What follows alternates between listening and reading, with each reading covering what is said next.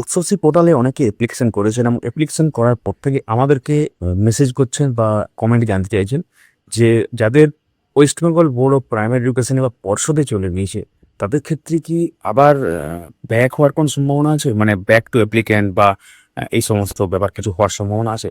এবং তার সাথে ডাব্লিউবিপিতে যাওয়ার পর এক্ষেত্রে পরবর্তী স্টেপগুলো কি? নমস্কার, আপনারা দেখছেন আপডেট মাস্টার। যারা ফেসবুক থেকে দেখছেন পেজটিকে ফলো করে রাখুন, যারা ইউটিউব থেকে দেখছেন সাবস্ক্রাইব করে রাখুন, ভিডিওটি লাইক করুন, কমেন্টে জানাবেন যে আপনার কর্মরত জেলা কোনটা এবং আপনার হোম ডিস্ট্রিক্ট কোনটা এবং আপনার অ্যাপ্লিকেশন কোন পর্যায়ে আছে। এবং বাই দ্য ওয়ে, উৎসসি পোর্টাল রিলেটেড কোনো ভিডিও দেখতে চাইলে বা টিউটোরিয়াল ভিডিও দেখতে চাইলে আপডেট মাস্টার ইউটিউব চ্যানেল এবং আপডেট মাস্টার ফেসবুক পেজে আছে। তো শুরু করা যাক। তো উচ্চশিক্ষা পোর্টালে অনেকে অ্যাপ্লাই করেছেন, অনেকে অ্যাপ্লাই করতে পারেননি, ভবিষ্যতে অ্যাপ্লাই করবেন। সেই জন্য ভিডিওটা খুবই প্রয়োজনীয় আপনাদের জন্য এবং গুরুত্বপূর্ণ। তো উচ্চশিক্ষা পোর্টালে অ্যাপ্লাই করার পর আপনারা জানেন যে অ্যাপ্লিক্যান্ট লেভেল থেকে এসআই লেভেল, প্রাইমারি ক্ষেত্রে বলা হচ্ছে অ্যাপ্লিক্যান্ট লেভেল থেকে এসআই লেভেলে যায় এবং এসআই লেভেলে এসআই স্যার যখন এটাকে ডিপিএসসিতে ফরওয়ার্ড করেন, ডিপিএসসি বা ডিআই সেখান থেকে সেটাকে মেডিকেল গ্রাউন্ড যদি হয় তাহলে সেটা সিএমওইচ ভেরিফিকেশন অনেক সময় পাঠানো হয় এবং সিএমওইচ ভেরিফিকেশন ক্লিয়ার করলে সেটা কিন্তু এপিসি বা ডাব্লিউবিএসে চলে যায়।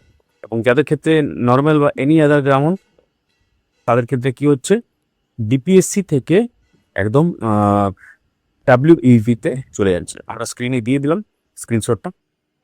এবং যারা এনি আদার গ্রাউন্ডে অ্যাপ্লাই করেছেন বা ডিস্টেন্স দেখিয়ে সেখানে মানে স্পেশাল গ্রাউন্ড বাদ দিয়ে আছে, তাদের ক্ষেত্রে কি হচ্ছে, যদি অ্যাপ্লিকেশনে ডিপিএসসি যাচ্ছে ডিপিএসসি থেকে সেটা একদম ডাব্লিউবিপিতে ফরওয়ার্ড করে দেয়। অর্থাৎ মেডিকেল গ্রাউন্ডের ক্ষেত্রে একটা স্টেপ বেশি এবং এনি আদার গ্রাউন্ডের ক্ষেত্রে যদি স্মুথলি সব কিছুই চলে তাহলে কিন্তু অ্যাপ্লিকেশন করার পর এসআইএন, তারপরে ডিপিএসসি, তারপর হচ্ছে ডাব্লিউবিপি।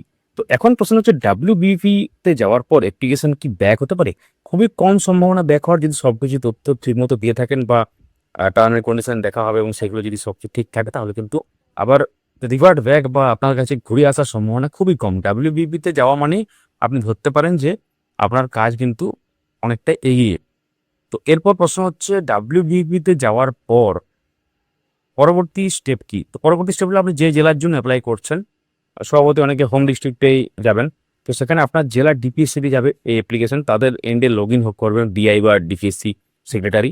তো তারা যখন লগ ইন করবেন তখন সেটাকে প্রসেস করা হবে। আপনি যে সার্কেল অ্যাপ্লাই করছেন সেই সার্কেল অফিসে যাবে, এসআই অফিসে।